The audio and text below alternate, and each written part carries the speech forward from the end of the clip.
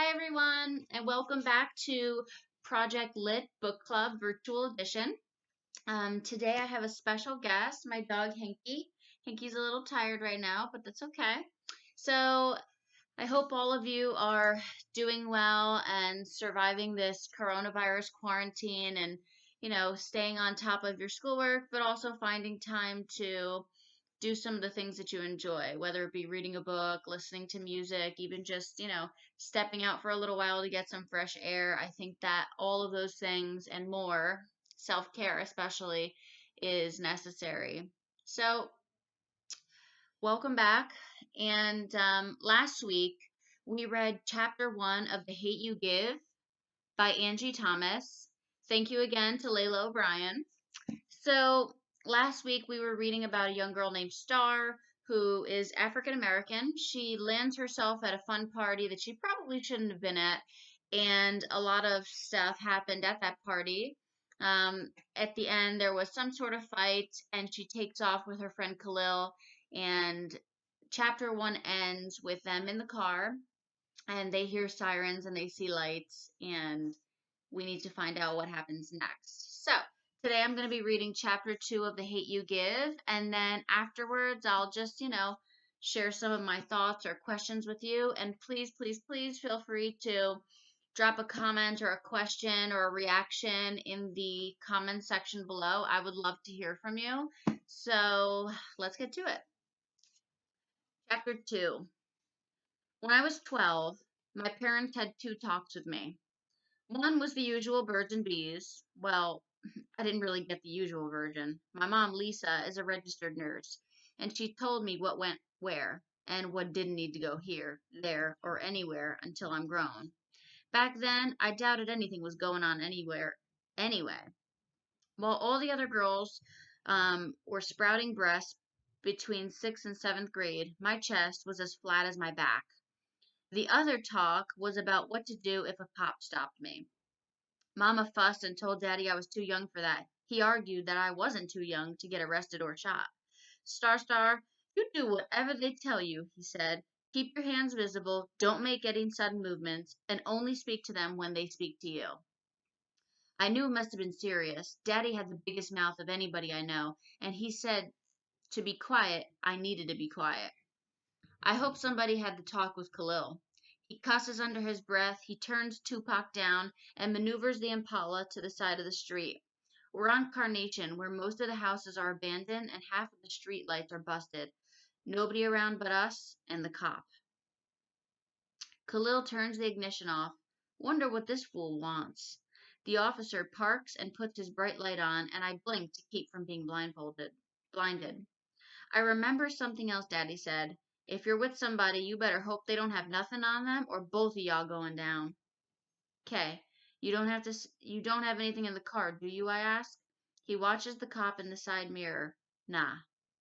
The officer approaches the driver's door and taps the window, and Khalil cranks the handle to roll it down. As if we weren't blinded enough, the officer beams his flashlight right in our faces. License and registration and proof of insurance. Khalil breaks the rule. He doesn't do what the cop wants. What you pull us over for? License and registration and proof of insurance? I said, what you pull us over for? Khalil, I plead, just do what he said. Khalil groans and takes his wallet out. The officer follows his movements with the flashlight. My heart pounds loudly, but Daddy's instructions echo in my head. Get a good look at the cop's face. If you can remember his badge number, that's even better. When the flashlight followed Khalil's hand, I make out the numbers of the badge. 115. He's white, mid-30s to early 40s. He has a brown fuzzy buzz cut, and a thin scar over his top lip. Khalil hands the officer his papers and license. 115 looks over them. What are you two coming from tonight? None ya, Khalil says, meaning none of your business. Well, why'd you pull me over for? Your taillight's broken. So, you gonna give me a ticket or what? Khalil asks. You know what? Get out the car, smart guy. Man, just give me my ticket. Get out the car, hands up where I can see them.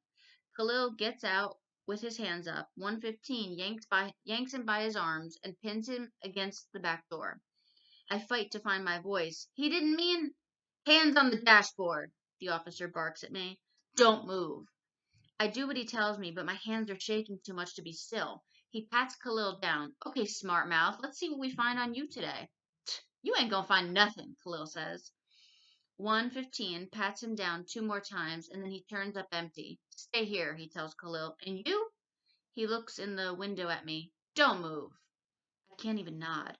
The officer walks back to his patrol car. My parents haven't raised me to fear the police, just to be smart around them. They told me it's not smart to move while a cop has his back to you, but Khalil does.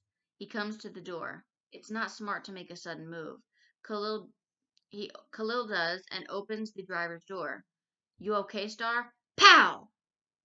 1. Khalil's body jerks. Blood spatters from his back. He holds onto the door to keep himself upright. Pow! 2. Khalil gasps. Pow! 3. Khalil looks at me stunned and he falls to the ground. I'm 10 again, watching Natasha drop. An ear-splitting scream emerges from my gut and explodes in my throat, and every inch of me is heard. Instinct says don't move, but everything else says check on Khalil.